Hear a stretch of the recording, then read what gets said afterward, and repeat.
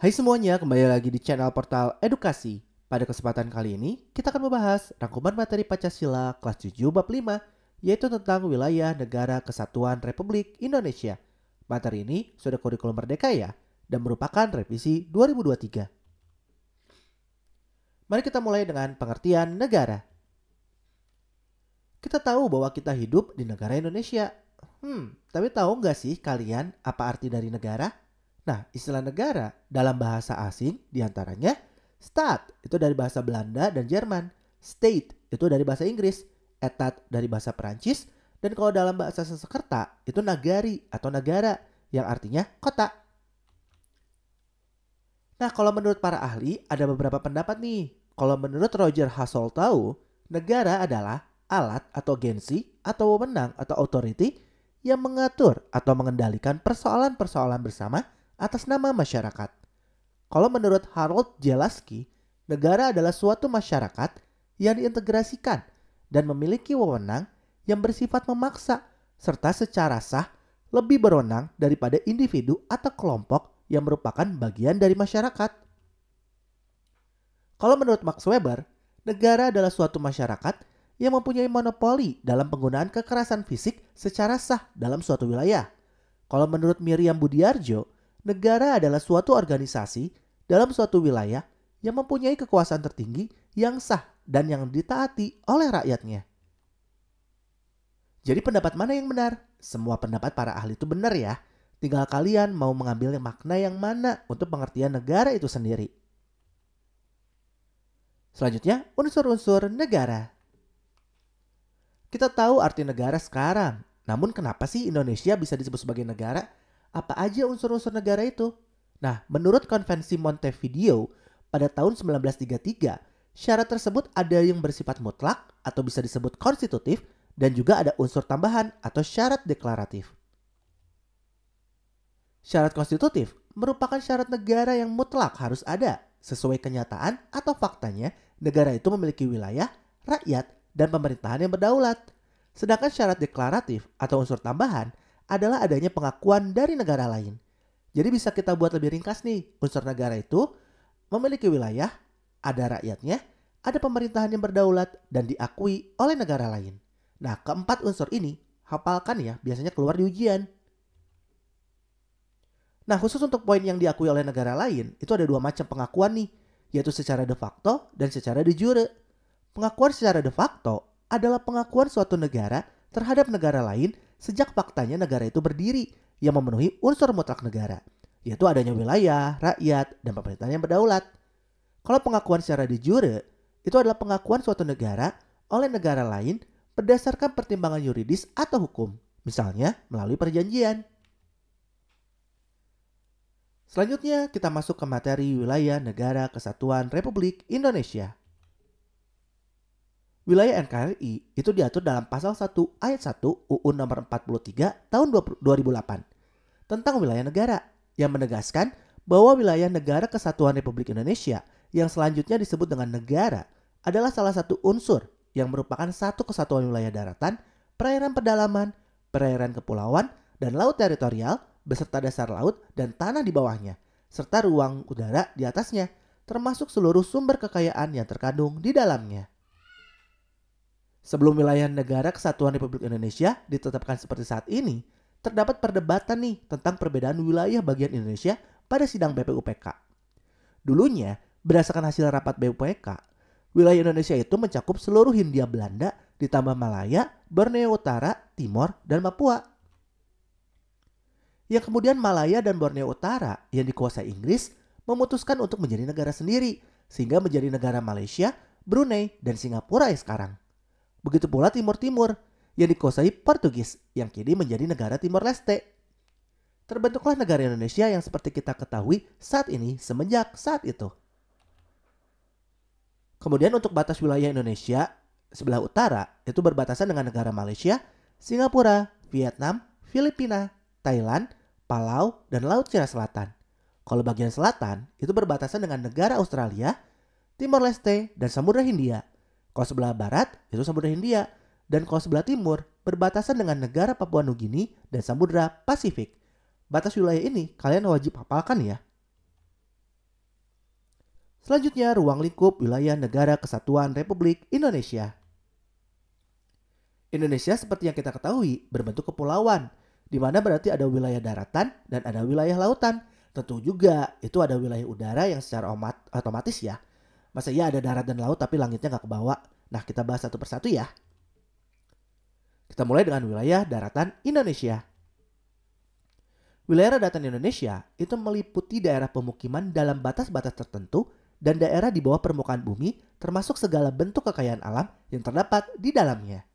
Nah, berdasarkan data Badan Pusat Statistik, jumlah pulau seluruh provinsi Indonesia tahun 2021 itu ada 16.766 pulau. Yang 5 diantaranya itu merupakan pulau besar yang kita ketahui. Ada Pulau Sumatera, Jawa, Kalimantan, Sulawesi, dan Papua. Wilayah Indonesia memiliki luas daratan seluruh pulaunya itu 2.028.087 km persegi. Itu hanya 25% dari luas seluruh wilayah Indonesia. Dengan panjang pantainya kurang lebih 81.000 km dan berada pada batas astronomi 6 derajat LU sampai 11 derajat LS dan 95 derajat BT sampai 141 derajat BT. Nah, batas astronomi ini wajib hafalkan ya. Selanjutnya, wilayah perairan Indonesia. Kalau wilayah perairan Indonesia itu ada beberapa macam. Ada perairan pedalaman, perairan kepulauan, laut teritorial, zona tambahan, dan zona ekonomi eksklusif. Apa aja sih itu? Kita bahas ya. Perairan pedalaman itu adalah semua perairan yang terletak pada sisi darat dari pangkal air terendah dari garis pantai Indonesia. Kalau perairan kepulauan itu adalah semua perairan yang terletak pada sisi garis pangkal lurus kepulauan yang menghubungkan titik terluar dari pulau-pulau di Indonesia. Kalau laut teritorial adalah wilayah laut yang diukur mulai dari garis pangkal kepulauan Indonesia sampai dengan 12 mil laut yang ditarik pada waktu air laut surut. Kalau zona tambahan adalah zona yang lebarnya tidak melebihi 24 mil laut yang diukur dari garis pangkal dari mana lebar laut teritorial diukur. Kalau ZEE atau zona ekonomi eksklusif adalah suatu area di luar laut teritorial dan zona tambahan Indonesia dengan batas terluar 200 mil laut dari garis pangkal di mana lebar laut teritorial diukur. Ada juga nih yang disebut dengan landasan kontinen. Nah, landasan kontinen suatu negara itu meliputi dasar laut dan tanah di bawahnya, mulai dari bawah permukaan laut yang terletak di luar laut teritorial hingga jarak 200 mil. Berdasarkan rujukan nasional data kewilayahan Republik Indonesia, luas perairan pedalaman dan perairan kepulauan Indonesia itu adalah 3.110.000 km persegi. Kalau luas laut teritorial Indonesia itu 290.000 km persegi. Kalau zona tambahan Indonesia 270.000 km persegi. Kalau ZEE-nya itu adalah 3 juta km persegi. Kalau luas landas kontinen Indonesia itu 2.800.000 km persegi. Jadi luas total perairan Indonesia itu adalah 6.400.000 km persegi.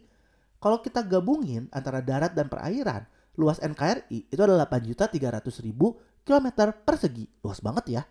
Sedangkan panjang garis pantai Indonesia itu adalah 108.000 km persegi. Selanjutnya, wilayah udara Indonesia. Ruang udara itu diukur mulai dari permukaan daratan dan perairan Indonesia sampai dengan ketinggian 110 km. Wilayah antariksa Indonesia mencakup 33.761 km di atas wilayah daratan dan perairan Indonesia yang diukur dari permukaan daratan dan perairan Indonesia. Kalau digambarkan ya kira-kira seperti ini nih, kalian bisa lihat ya. Selanjutnya Indonesia sebagai negara kesatuan.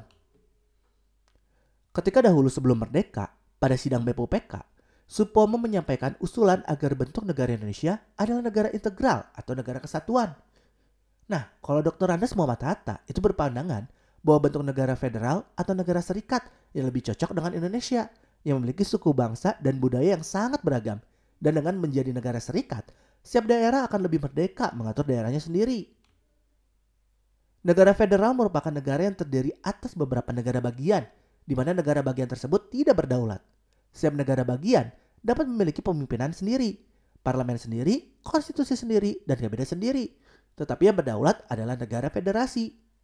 Setiap negara bagian bebas bertindak ke dalam negara bagiannya sendiri, sepanjang tidak bertentangan dengan konstitusi federal.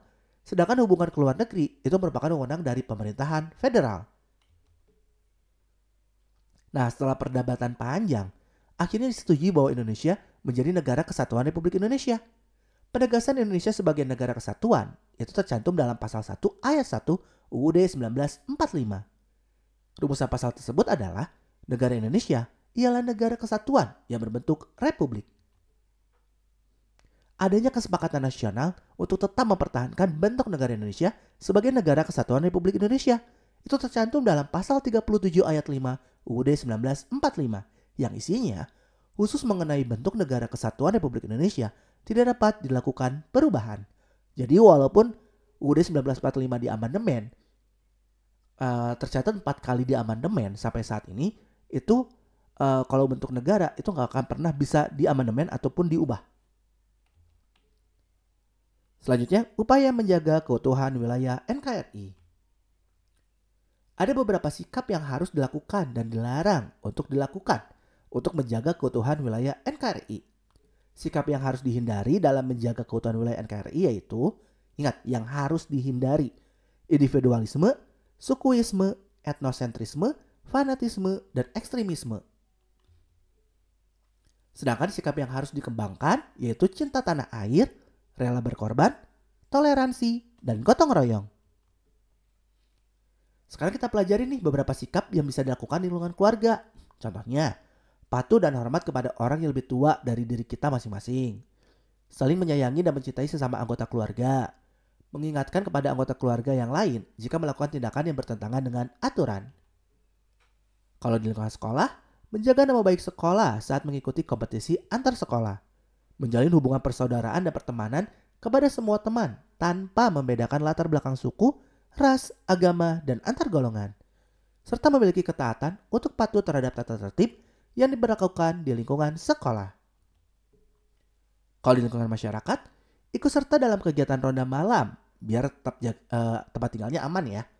Terus menjaga kebersihan lingkungan tempat tinggal agar kelihatan bersih dan nyaman. Melestarikan nilai-nilai tradisi yang berlaku dalam kehidupan masyarakat. Nah ya, mungkin cukup sekian. Terima kasih telah menyimak video pembelajaran hingga selesai. Semoga bermanfaat kita semua. Jangan lupa like, comment, and subscribe.